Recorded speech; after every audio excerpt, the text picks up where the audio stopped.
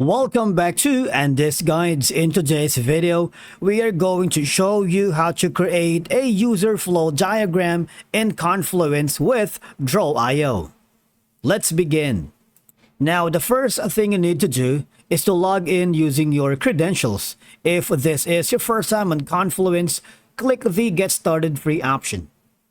And from here, just follow the on-screen instructions and you're good to go. Now, creating a user flow diagram in Confluence using drawio involves several steps, and here's a step-by-step guideline to help you create and embed the diagram. Once you are here on the Confluence, I need you to click on these spaces. Now, we want to make sure we go over to drawio, which is our builder for diagram. And then once we are here, I need you to go to File. And of course, click on Create New, and we need to rename this one and create a blank diagram. Right? Click Create on it. Just wait for the little bit to load because Flowchart Maker and online diagram software is loading. Now, once you've done that, the next thing that we need to do is, now, for example, we're creating a user workflow diagram for people on our channel that searches for the topics. And of course, subscribing after, finding the channel very helpful, all right? Okay, so we need to type in some text here. Click on text.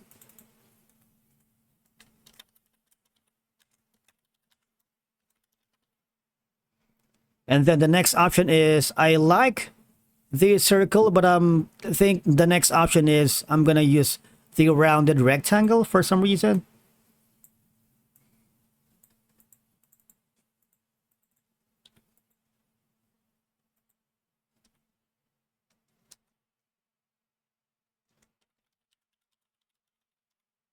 And then maybe let's look for the square right now and move it here.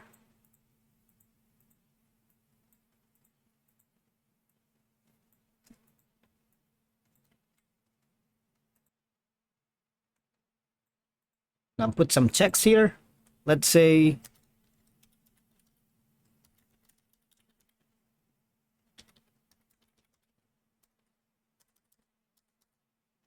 now, after this one, for example, of course, we can always choose the color for this one. Like, for example, this one, the background color is going to be like maybe, I don't know, like green. And you can customize all of this if you wanted, all right? And of course, you can add more shapes as you go along. You can put some arrow here. For example, this one.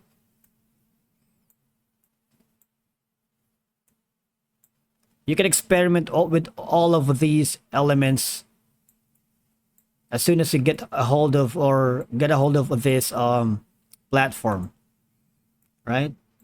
But please forgive my diagram making skills because I'm not really a savvy on basically the creating a user flow diagram in Confluence.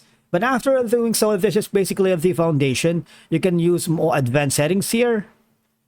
But if you're happy with that, all you have to do is click on the share button in the upper right corner. You can save it to Google Drive if you needed. You can also click on the edit data, wherein you can put in the property name and a lot more. And after that, you can save it. And of course, you can save as with multiple formats.